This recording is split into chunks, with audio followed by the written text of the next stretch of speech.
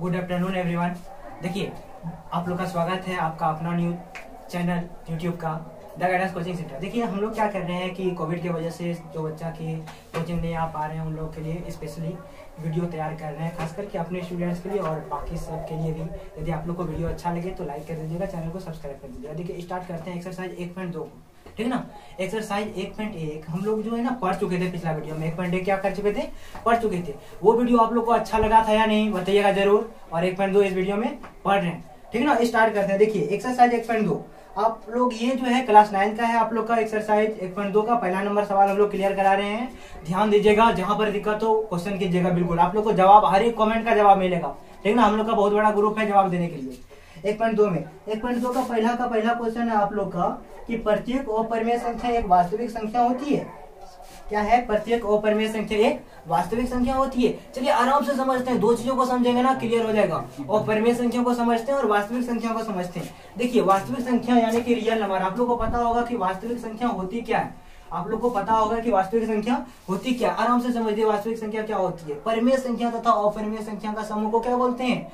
वास्तविक संख्या बोलते हैं। क्या बोलते हैं? परिमेय संख्या तथा अपरिमेय संख्या के समूह को क्या बोलते हैं? वास्तविक संख्या। वास्तविक संख्या को अपरिमेय संख्या प्लस परिमेय संख्या बोल सकते हैं क्या? बिल्कुल बोल सकते हैं। वास्तविक संख्या में क्या आती है? परिमेय संख्या भी और अपरिमेय संख्या। आपका सवाल क्या है कि प्रत्येक अपरिमेय संख्या एक वास्तविक संख्या होती है। देखिए, बिल्कुल होती है ना। वास्तविक संख्या और प्रत्येक अपरिमेय संख्या हो सकती है, लेकिन प्रत्येक वास्तविक संख्या एक अपरिमेय संख्या नहीं हो सकती है, क्योंकि वास्तविक संख्या आपका परिमेय संख्या भी होती है, लेकिन अपरिमेय संख्या आपका वास्तविक संख्या होती ही होती है। तो आप लोग का जो एक्सरसाइज 1.2 का पहला नंबर जो कथन है वो क्या है? सत्य है। इसका आंसर क्या लिखेंगे? सत्य, ठीक ना। सिर्फ सत्य या असत्य लिखना है। कारण में क्या लिखेंगे?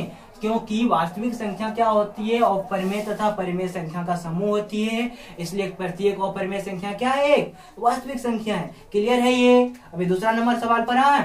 चलिए, ठीक। देखिए, दूसरा नंबर सवाल आप लोग का क्या है? संख्या रेखा का प्रत्येक बिंदु रूट m के रूप का होता है, जहां m क्या है? एक प्राकृत संख्या है। चलिए आराम से समझते हैं, छोटा छोटा एग्जांपल लेते हैं और क्लियर करते हैं। संख्या रेखा पर हम लोग लेते हैं √3 को, ठीक है। एक और लेते हैं √5 को, ले लिए। इसके बीच में देखिए √4 आएगा ना, बिल्कुल आएगा। √4 को इसके बीच में लाते हैं। देखिए, ये √4 को इसके बीच में लाए, यहाँ पे √6 ले रहे हैं। अब देखिए, यहाँ से एक संख्या रेखा पर हम लोग √3 लिए और √6 लिए, दो बिंदु के लिए। ये आपका संख्या रेखा है। पता है थे पिछला वीडियो में संख्या रेखा क्या होता है? नहीं पता है तो मेरा पिछला वीडियो देख लीजिएगा, उसमें बताया है संख्या रेखा होता क्या है। ध्यान दीजिए, ये कोई भी जब सरल रेखा में ऋणात्मक संख्या और धनात्मक संख्या को लाते हैं तो ये सरल रेखा कैसा रेखा बन जाता है? तो आप लोग का संख्या रेखा बन जाता है। चलिए यहाँ पे ध्यान दीजिए, इधर क्या होता है? माइनस होता है, और इधर क्या होता है? ऐसे अनंत चल जाएगा, और राइट साइड में क्या होता है? आपका प्लस होता है। क्लियर है? अभी यहाँ पर हम लोग क्या करते हैं? √3 और √4, √3 और √6 को लेते हैं। √3 का वैल्यू कितना होता है? 1.17 ऐसे कुछ होता है, 171। तो इस जगह पे होगा ये बिंदु, ये आपका क्या होगा? √3। और यहाँ से √6 को लेते हैं। √6 का वैल्यू कितना होता है? शायद लगभग 2.4 ऐसे कुछ होता है। तो यहाँ पर ये आपका आ गया √6। इसके बीच में आपका √4 और √5 आएगा ना। इसके बीच में आपका क्या आएगा? √4 और √5। चलिए, ये दो आपका क्या है? परिमेय दो क्या है क्वेश्चन? दो बिंदु है √m के फॉर्म में है, √3 और √6। √m के फॉर्म में है ना। m करने का मतलब है कि कोई भी संख्या जो है क्या हो? प्राकृत संख्या हो।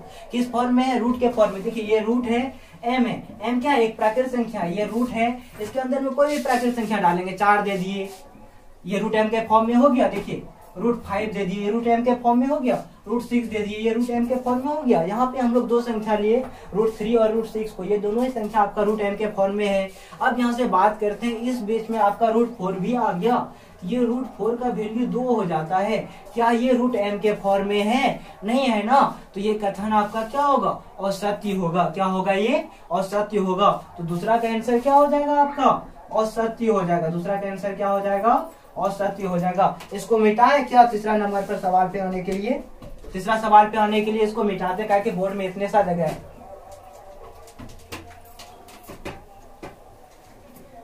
चलिए ध्यान दीजिए, एक्सरसाइज 1.2 का एक्सरसाइज 1.2 का पहला का तीसरा नंबर स्टार्ट करते हैं। क्या बोलता है क्वेश्चन, प्रत्येक वास्तविक संख्या एक अपरिमेय संख्या होती है। प्रत्येक वास्तविक संख्या क्या होती है, अपरिमेय संख्या होती है। हम लोग क्या पढ़े थे पहला नंबर क्वेश्चन में, वास्तविक संख्या क्या होती है, परिमेय और अपरिमेय संख्या का क्या होती है, समूह होती है। यानी कि प्रत्येक वास्तविक संख्या जो होगी वो अपरिमेय संख्या तो होगी, साथ में वो परिमेय संख्या भी होगी। देखिए क्या है कि प्रत्येक वास्तविक संख्या अपरिमेय संख्या तो होगी, लेकिन साथ में क्या होगी, अपरिमेय संख्या भी होगी। तो ऐसा इसको नहीं बोल सकते हैं कि प्रत्येक वास्तविक संख्या क्या होती है, अपरिमेय संख्या होती है। वास्तविक संख्या परिमेय संख्या भी तो होती है। तो ये कथन क्या है आपका, असत्य है। ये कथन क्या है आपका, असत्य है।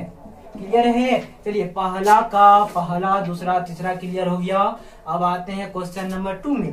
क्वेश्चन नंबर 2 आप लोग का पूछा है, क्या सभी धनात्मक पूर्णांक के वर्गमूल अपरिमेय होते हैं? यदि नहीं तो एक ऐसी संख्या का वर्गमूल का उदाहरण दिए जो कि एक परिमेय संख्या है। देखिए क्या बोलता है कि सभी धनात्मक पूर्णांक का वर्गमूल जो होता है वह एक होता है अपरिमेय संख्या। क्या यह बात सच है? चलिए यहाँ से देखते हैं। तो एक टू लेते हैं, धनात्मक पूर्णांक √2, यह तो एक अपरिमेय संख्या है। यहाँ तक तो सही लग रहा है। आगे बढ़ते हैं, 3 लेते हैं, √3, यह एक अपरिमेय संख्या है। यहाँ तक तो सही लग रहा है। चलिए 4 को लेते हैं, ठीक ना। ये 4, ये √4 क्या एक अपरिमेय संख्या, इसका वर्गमूल कितना होता है, 2 होता है। कितना होता है, 2 होता है। देखिए यह तो एक परिमेय संख्या है ना, 2 एक परिमेय संख्या है। इसे p/q के रूप में लिख सकते हैं, 2/1। यहाँ p और q एक पूर्णांक है, q = 0 है। तो यहाँ पे आकर के क्या हो रहा है, आपका तो कथन क्या हो रहा है, गलत हो रहा है। तो यहाँ से बोल सकते हैं कि दिया गया कथन क्या है, असत्य है। और इसका एग्जाम्पल क्या लिख देंगे हम लोग, √4। यह देखिए यह रूट के अंदर में एक वास्तविक संख्या है जो कि क्या है, परिमेय संख्या है। क्लियर है। देखिए इस वीडियो में हम लोग एक्सरसाइज 1.2 का पहला और दूसरा नंबर सवाल क्लियर किए। अगला वीडियो में जो आएंगे उसमें हम लोग एक्सरसाइज 1.2 का लास्ट वाला जो सवाल क्लियर करेंगे, तीसरा नंबर वाला सवाल, और फिर बाकी का आगे का सिलेबस के बारे में पढ़ेंगे। तो आप लोग मेरे चैनल के साथ जुड़े रहिए। अगला वीडियो बहुत जल्द आएगा। तब तक के लिए धन्यवाद।